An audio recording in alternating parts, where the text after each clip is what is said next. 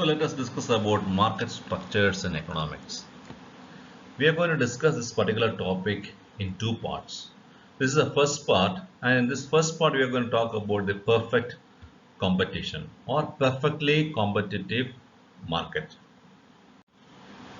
So just to tell you, market structures are of two types. One is the perfect competition and second one is imperfect competition. And I told you we are going to talk about perfect competition in this video, and the imperfect competition will be taken up in the part 2, that is the next video. So to understand better, let us visit a small market in a village, preferably the milk market in a village. So in a village, there are a lot of houses, or we call it as households, doing different activities to earn a livelihood. We can see that in many households, they have cows for the purpose of milking it and selling it in the market. Therefore, several households will have cowsheds and cows, and they all sell a particular product which is nothing but the milk. So here you find a person milking a particular cow.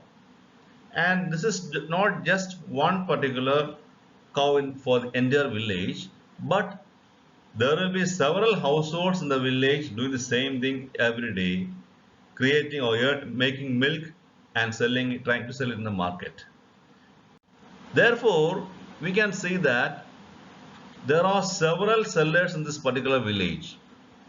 All of these people are sellers, all different households, or we can also say small firms producing a product which is called milk, which is identical in all the cases. So all of them have got the same product, that is milk. And we can say it is identical because the milk of one particular person is not different from the milk in the can of the next person. So they are all various sellers in a particular market. So we can say there are large number of sellers in a market. There are not just large number of sellers, there are also large number of buyers in the market. There's a lot of demand for milk. Every household needs milk. So they all come and buy milk from the market. So basically we have seen three things. One is there are large number of sellers, there are large number of buyers, and the product is identical. There is no difference between milk of one cow and the milk of another cow. It is practically the same. So let us discuss what are the various features or characteristics of this village milk market. We can see there are 6 characteristics listed out here. They are, in a village market, there are large number of sellers. And all the sellers are selling an identical product, which is the milk. And anybody can start producing milk by owning a cow. And anybody can stop at any particular point of time. Nobody is going to stop that particular person from selling the milk.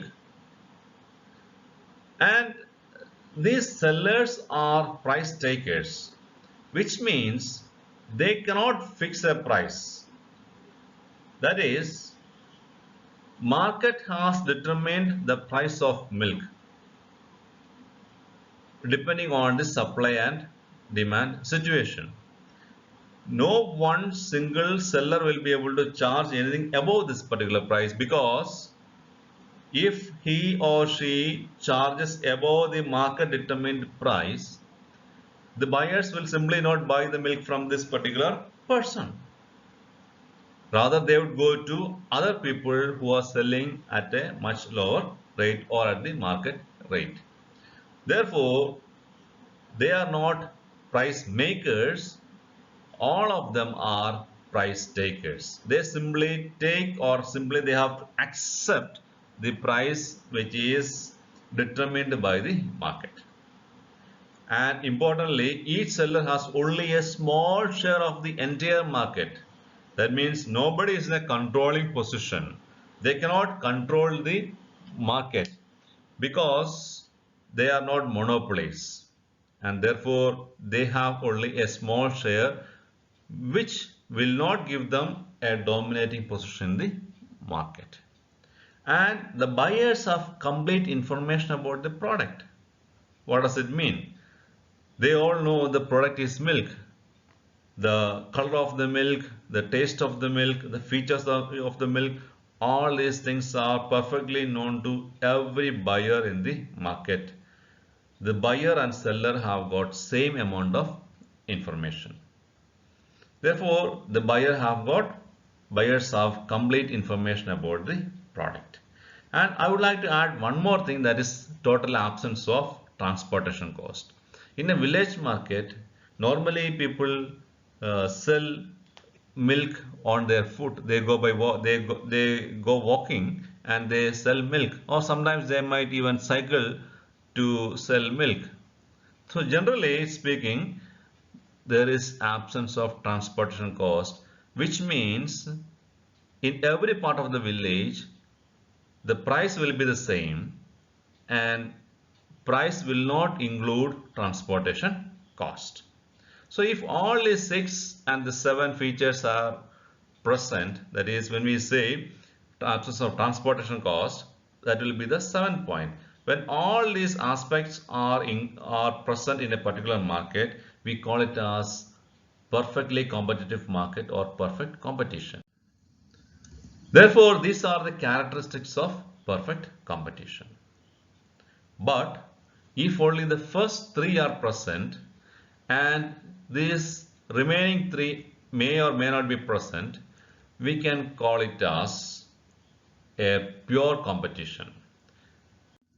That is, when there are large number of buyers and sellers in the market and the product is identical, and if there are no barriers for the firms to enter and exit the market, that kind of a market situation can be called as pure competition. And if all the 6 factors are present, we can call it as perfect competition. But if the first 3 are present, the remaining 3 may or may not be present, we call it as the pure competition. Now we have seen only the case of milk, but there are other products also which enjoy this perfectly competitive market. Mostly they are agricultural products. So several authors of economics textbooks, they all agree that most of the agricultural producers are perfectly competitive market. But you must remember that many manufactured goods do not enjoy this particular situation of perfect competition. They are rather imperfect competition, which we will discuss in the next video.